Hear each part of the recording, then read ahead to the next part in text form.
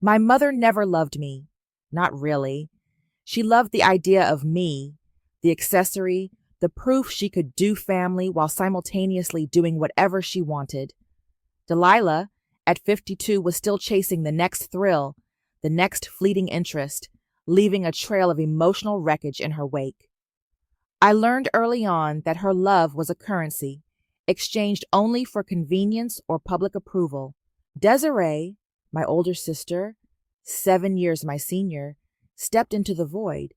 She was 31 now, and still, her parenting of me felt less like care and more like a performance. Every scraped knee, every school project, every time she packed my lunch, because Delilah was out finding herself, it was logged, cataloged, and presented as evidence of her immense sacrifice. She was the responsible one, the martyr, always chasing validation for the burden she claimed I was. I just learned to be quiet, to be self-reliant. At 24, working as a paralegal, I was pretty good at it. Emotionally guarded was my default setting. When the news came about Grandma's will, I didn't expect much. Grandma and I weren't close, not in the way you see in movies. She was always more interested in Delilah's dramatic life than my quiet existence. But then Alec, the family lawyer, called. $42,000 to me. It was a shock, a quiet tremor in the carefully constructed indifference I'd built around myself. Delilah, of course, saw it as an opportunity, not for me, but for her narrative. The family brunch was her chosen stage. She sat at the head of the table, flamboyant in a bright, flowing caftan, holding court. Desiree, beaming next to her boyfriend Royal, was clearly in on it. Royal, 33, always seemed to subtly encourage Desiree's more opportunistic tendencies. And then, the moment. Delilah cleared her throat, a dramatic flourish. "Desiree, my darling," she announced, holding up a check made out to me, "for all your sacrifices, for raising Soleil when I was finding myself, this truly belongs to you." Desiree's smile was blinding as she accepted the check, her eyes flicking to me for a reaction. Royal gave a subtle, approving nod. I just sat there, watching the paper that represented my grandmother's last act of kindness, my inheritance, pass into my sister's eager hand. I pushed my chair back, the scrape loud in the sudden quiet. "Interesting," I said, my voice flat, betraying nothing. Then I turned and walked out, leaving them to their celebration. My true reaction was a cold, simmering stillness, a quiet calculation beginning to form. "Interesting," that's all I said, but inside a cold, precise plan was already forming. It wasn't a spontaneous reaction. It was the culmination of years spent watching Delilah and Desiree operate, of understanding their playbook better than they did themselves. See, when Alec, the family lawyer, first called me about Grandma's will, it wasn't a surprise that I was getting money. Grandma had mentioned it once years ago, a fleeting comment about making sure I had something of my own. The surprise was the amount, $42,000. And the bigger surprise was that it was only for me. No joint accounts, no clauses for Delilah or Desiree, just my name. I knew instantly what would happen. Delilah would see it as a resource to be managed, or rather mismanaged. Desiree would see it as her due, another sacrifice she was owed. I'd seen it 100 times. So before the check was even cut, the day after Alec first notified me, I went to his office.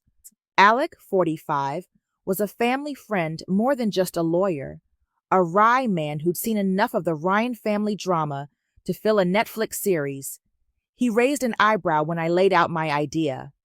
A trust, Soleil? For $42,000? Most people just open a savings account.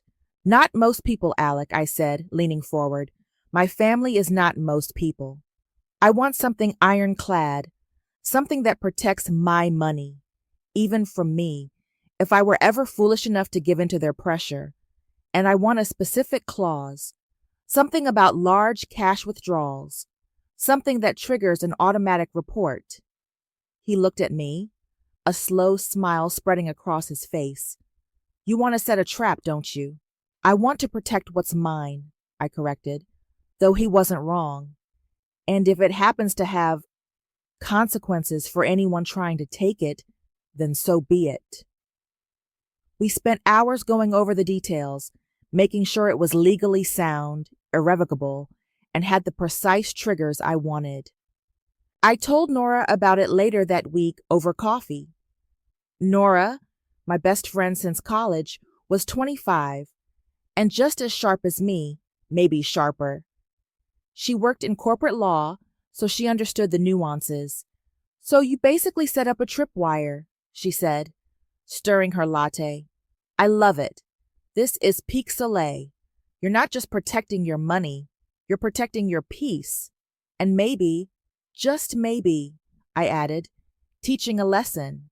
That was weeks before the brunch, weeks before Delilah's grand performance. So, when Desiree, with Royal Myers grinning beside her, posted a photo of the check on Instagram that evening, tagging Delilah with a caption about blessings and karma, my fury wasn't masked. It was simmering, a cold, patient fire. They had no idea what they'd just walked into.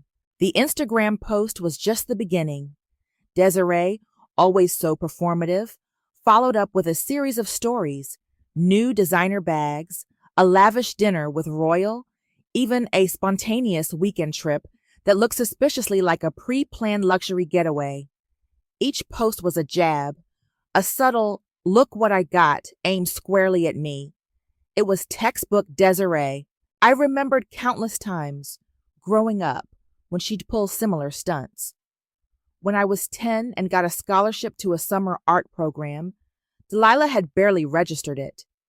But Desiree, then 17, had made a huge show of sacrificing her own summer plans to supervise me.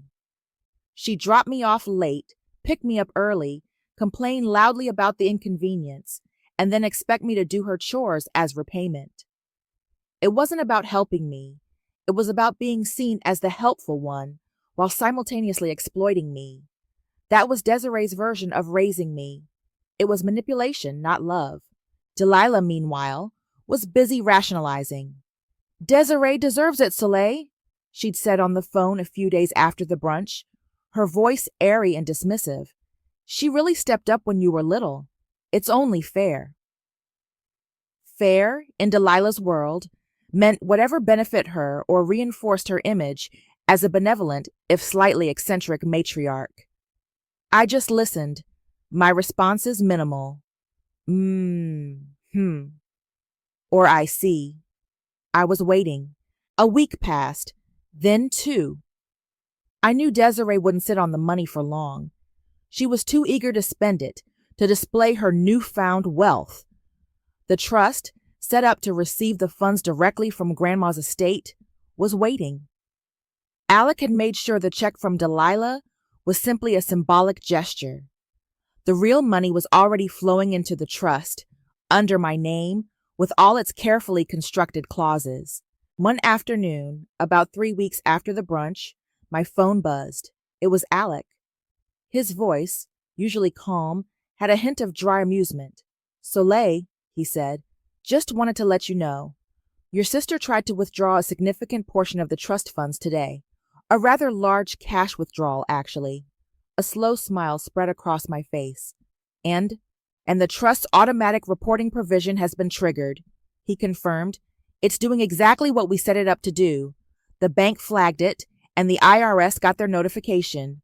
I closed my eyes, a wave of cold satisfaction washing over me.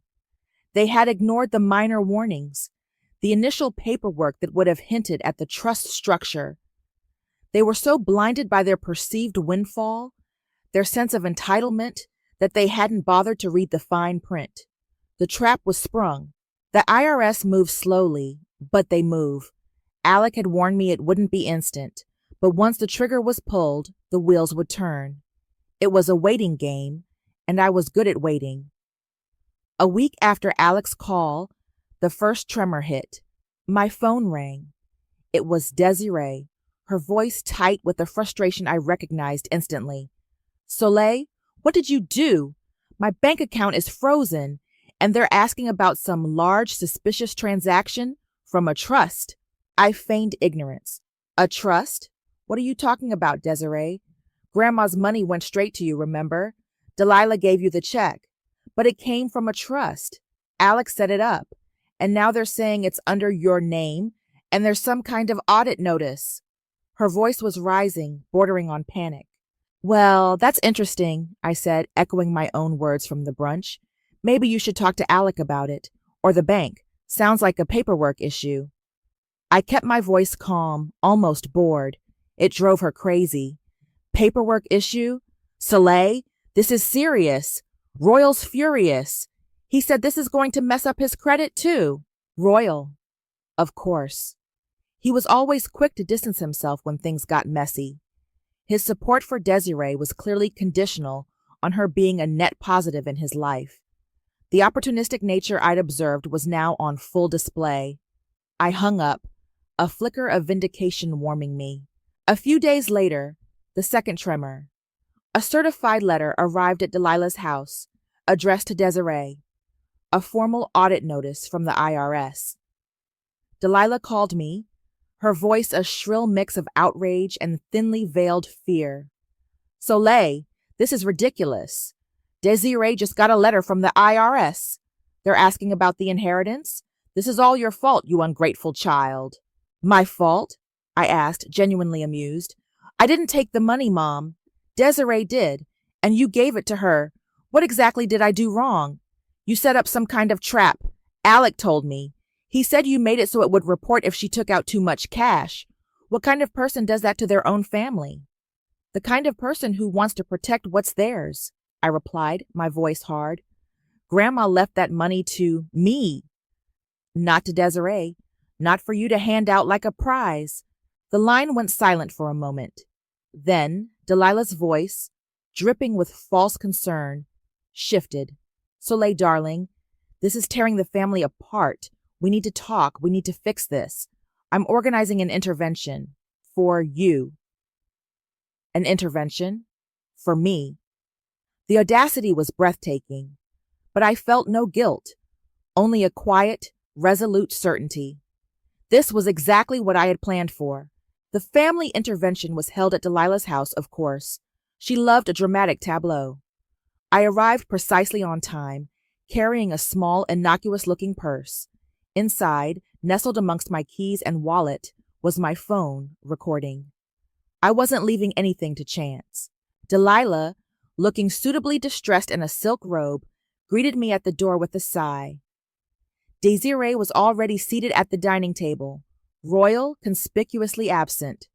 Good. One less opportunist to deal with. Desiree's face was pale, her usual polished veneer cracking around the edges. This wasn't just about money anymore. It was about her image, her carefully curated life. Soleil, darling, please sit, Delilah began, gesturing to a chair. We need to talk about this. Unfortunate situation. Unfortunate for whom? I asked, settling in. My emotional armor was fully engaged. I could feel their collective resentment radiating across the table, but it felt like a familiar hum, not a threat. For all of us, Desiree burst out, her voice thin. My accounts are still frozen. The IRS is asking for all my financial records. This is ruining my real estate business. And it's all because of your heartless actions, Soleil, Delilah chimed in, her voice rising in a crescendo of manufactured hurt. How could you do this to your own sister, to your family, after everything Desiree did for you? Everything she did for me? I repeated, my voice flat. You mean when she made me do her laundry and clean her room because she was too busy raising me? Or when she took my birthday money to buy herself new clothes, promising to pay me back and never did? Desiree gasped, genuinely shocked. That was years ago. You're bringing up ancient history? It's not ancient history when it's the foundation of how I learned to navigate this family, I countered. You both taught me that love was conditional, that everything had a price, and that my needs were always secondary to your convenience or your image. Delilah dabbed at her eyes with the tissue. We only ever wanted what was best for you, Soleil. We just wanted to make sure the money went to someone responsible, someone who truly deserved it for their sacrifices. And you decided that person was Desiree, who already has a thriving career and a boyfriend who enables her spending habits, instead of the person Grandma actually left it to. I finished for her. Interesting. Desiree was practically vibrating with anger and fear. You think this is funny? The IRS is going to audit me. They're going to fine me. I could lose everything. Just then, the doorbell rang. Delilah, flustered, went to answer it. She returned a moment later, a stiff, official-looking envelope clutched in her hand. It's another letter, she said, her voice barely a whisper. From the IRS. Hand-delivered. Desiree's eyes widened in sheer panic. The trap was tightening. The letter from the IRS was the final blow to their carefully constructed facade. Within days, the whispers started. Delilah was a social butterfly, and Desiree's real estate business relied heavily on her network. When word got out that Desiree's accounts were frozen and she was under federal investigation for an inheritance heist, it spread like wildfire. It started subtly, a client canceling on Desiree, citing unforeseen circumstances. Then a friend of Delilah's making a pointed comment at a charity luncheon about financial transparency. Soon, it was everywhere. Local gossip sites picked it up, twisting the story into a sensational tale of family betrayal and greed. Social media, of course, was a feeding frenzy. Desiree, who lived for public validation, was hit hardest. Her perfectly curated Instagram feed, once filled with luxury and success, became a battleground. Comments poured in. Heard you stole your sister's inheritance, Desiree. Karma's a bitch. Is this why your accounts are frozen? Guess those designer bags weren't worth it. She posted a tearful video, mascara streaking her face, pleading for understanding. This is all a misunderstanding, she sobbed. My sister, Soleil, she's just so misguided. We were trying to help her. Nora called me laughing. Did you see Desiree's latest performance? Oscar-worthy. Don't engage, though. Let them dig their own graves. Oh, I won't, I said, scrolling through the comments. But then I saw Desiree's tear-stained face, her desperate plea for sympathy. A cold, quiet satisfaction bloomed in my chest.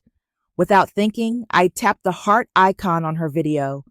Just a single, silent like. A little reminder that I was watching. The real escalation came a few days later. Alec called me, his voice serious. Soleil, I just got off the phone with the IRS agent handling Desiree's case. It seems in their investigation they've stumbled onto some irregularities in Delilah's finances. My breath hitched. What kind of irregularities? Well, it seems Delilah has been a bit creative with her income reporting over the years. Some large cash gifts, unreported side ventures. Nothing directly related to your trust, but the IRS is thorough. They're now looking into her as well for separate issues. A chill ran down my spine, but it wasn't fear. It was a deeper, more profound sense of vindication. Delilah, the master manipulator, the one who always managed to escape consequences, was finally caught in the crossfire of her own making. The stakes had just gone through the roof.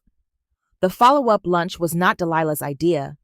It was Alec's, a mandatory meeting to discuss the escalating legal situation. He'd insisted I be there, for transparency. I knew he meant for maximum impact. We met at a quiet, upscale cafe, a place where Delilah usually loved to be seen. Today, she looked drawn, her usual flamboyant style muted. Desiree was a wreck, her eyes red-rimmed, her hair a mess. Royal was nowhere in sight, which confirmed my suspicions about his loyalty. Alex started with the dry, legalistic facts.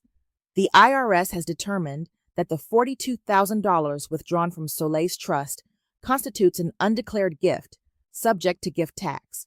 Furthermore, The manner of the withdrawal, specifically the large cash sum, triggered a suspicious activity report, leading to a full audit of Desiree's finances. And, as a result of that audit, the IRS has opened a separate investigation into Delilah's past financial activities. Delilah gasped, "But that's not fair. It was a gift. A gift of money that was never yours to give, Delilah," Alex said, his voice firm. "The trust was established by Soleil with her inheritance, specifically to protect those funds.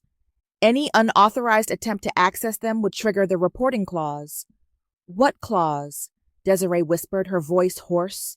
"What are you talking about?" I reached into my bag and pulled out a folded document. It was my copy of the trust agreement. My hands were steady. "This clause," I said, my voice clear and calm. "Section 4.B, irrevocable withdrawal provisions. It states that any single withdrawal exceeding $10,000 in cash or cumulative cash withdrawals exceeding $20,000 within a 30-day period will automatically trigger a report to the IRS and a full audit of the recipient's finances, along with an immediate freeze of all associated accounts until the source and intent of the funds are verified." I looked up, meeting Desiree's horrified gaze, then Delilah's. "It also states that the trust is irrevocable, meaning the funds cannot be redirected or reallocated without my express written consent, and that any penalties or legal fees incurred due to unauthorized access or undeclared income from the trust will be the sole responsibility of the individual attempting the unauthorized transaction." Desiree let out a choked sob. You set us up. You took what wasn't yours," I corrected. "You tried to steal from me. This is simply the consequence." Delilah slammed her hand on the table. "You're evil, Soleil. You're just like your grandmother, cold and calculating." "I learned from the best," I said, a hollow ache in my chest. Victory felt empty. Satisfying, yes, but also a stark reminder of the family I'd never truly had. Desiree was openly weeping now. "Please, Soleil, I can't afford this. My business, my life. Please, just tell them it was a mistake. Tell them to stop." I stood up, leaving my copy of the trust agreement on the table. "The trust is irrevocable," I repeated, my final words hanging in the air. "The terms and consequences are clear." I turned and walked away, leaving them to face the mess they had made. The weeks after that lunch felt like a slow-motion unraveling for them and a quiet rebuilding for me. I used a portion of the inheritance money, the part that was truly mine and untouched by their greed, to secure my own apartment. It wasn't lavish, but it was mine. No shared spaces, no constant negotiation of emotional debts, just quiet. For the first time in my life, I felt truly debt-free, not just financially, but emotionally. Delilah and Desiree's pleas, once desperate phone calls, devolved into public performances. Their social media feeds, once showcases of their perfect lives, became platforms for their victimhood. Desiree posted tearful updates about her frozen accounts and lost clients. Delilah, ever the dramatist, shared cryptic messages about unjust attacks and family betrayal, clearly fishing for sympathy. The local gossip columns and comment sections continued to feast on their downfall. I watched it all from a distance, a silent observer. Nora would send me screenshots, usually with a laughing emoji. "They're really going for broke, aren't they?" she'd text. "They always do," I'd reply. My phone remained silent. I didn't answer their calls, didn't reply to their texts. The only interaction I allowed myself was a single private action. When Desiree posted another long, rambling lament about how her life was ruined, how she didn't know how she'd ever recover, I scrolled past the comments and tapped the heart icon. Just for me, a silent acknowledgement of the justice I felt. The IRS, as Alec predicted, was thorough. The penalties and legal fees mounted for Desiree. Delilah's irregularities turned into a full-blown audit of her own, forcing her to sell off some of her more extravagant possessions to cover the mounting costs. Their carefully constructed worlds, built on appearances and manipulation, were crumbling. I sat in my new apartment, looking out at the city lights. There was no grand triumph, no fist-pumping celebration, just a quiet sense of peace. The revenge was satisfying, yes, a necessary act of self-preservation, but it also left a hollow ache, a bittersweet understanding of what I had truly lost, the illusion of a normal family. I no longer craved their approval, their fleeting attention. That was the real victory. My mother always said she taught me toughness. Desiree always claimed she taught me resilience. They were right, in a twisted way. They taught me how to survive in a world where love was conditional, where everything had a price. They taught me to be self-reliant, to be strategic, to protect myself.